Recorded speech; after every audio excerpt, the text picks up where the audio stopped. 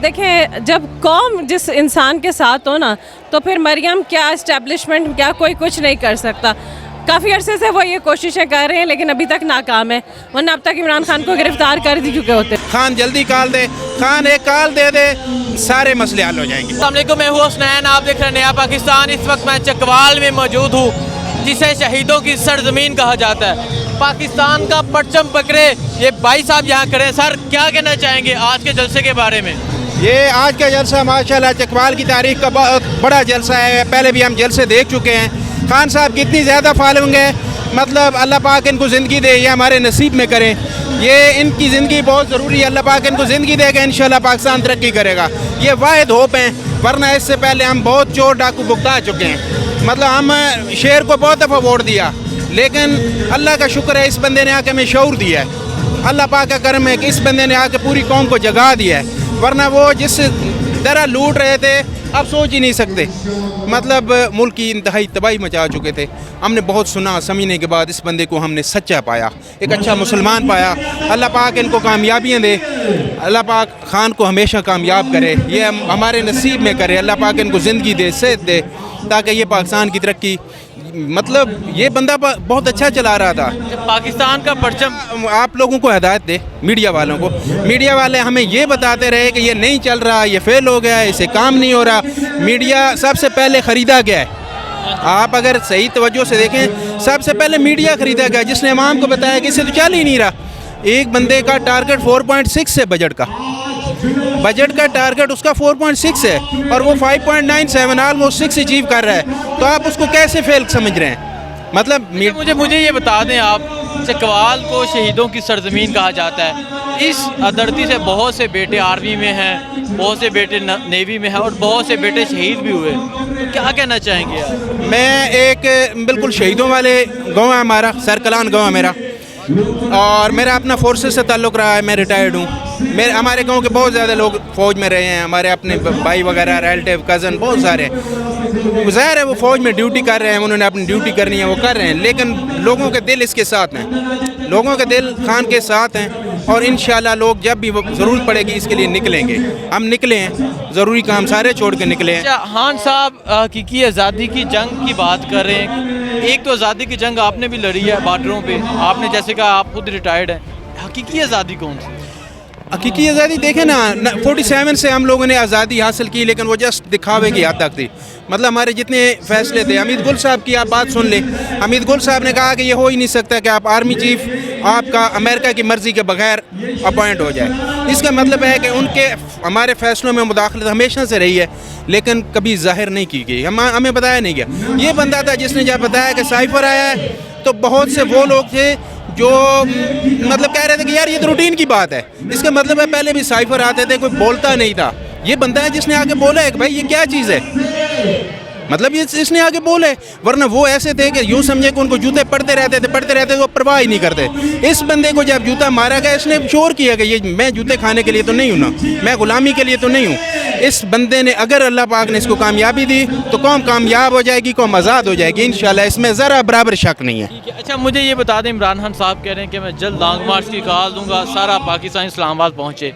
तो क्या कहना चाहेंगे, तैयार हैं आप? हम तैयार हैं, सारी कौम तैयार है। मैं आपको ये इसलिए तो इलेक्शन से भाग रहे हैं। मतलब देखें आप, 15 में से 20 में से 15 सीटें इन्होंने जीती हैं। जो 5 नहीं जीती उसमें से एक तो इंडिपेंडेंट था, 4 थे वो भी यूँ समझे कि उन्होंने एक्चुअली 2 ही सीटें जीती हैं।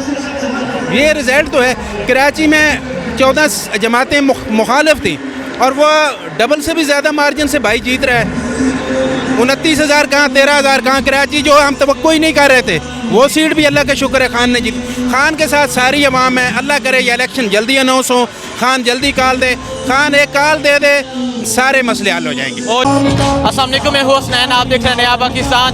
इस वक्त मैं चकवाल में मौजूद हूँ। चकवाल की खवातीन से बात करते हैं, पूछते हैं क्या कहते हैं आज के जलसे के बारे में, और जो इमरान खान साहब इस्लामाबाद लॉन्ग मार्च की कॉल देने जा रहे हैं उस बारे में क्या कहते हैं। जी अस्सलाम वालेकुम। जी अस्सलाम वालेकुम। वालेकुम अस्सलाम। क्या कहना चाहेंगी आज के जलसे के बारे में आप? जी हम बहुत बेताबी से इंतज़ार कर रहे थे कि इमरान खान साहब कब चकवाल में जलसा करें। हम उस दिन से बेताबी से इंतज़ार करते थे जो 10 तारीख को, 10 अप्रैल को अकेले डायरी लेके निकले थे।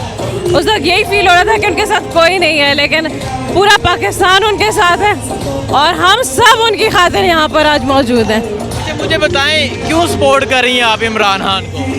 इमरान खान को मैं इमरान खान की जो पॉलिसी है, जो ऑनेस्टी है, उसकी वजह से सपोर्ट कर रही हूँ। उसको जो मुल्क के लिए एक दयानतदार और सच्चा लीडर है।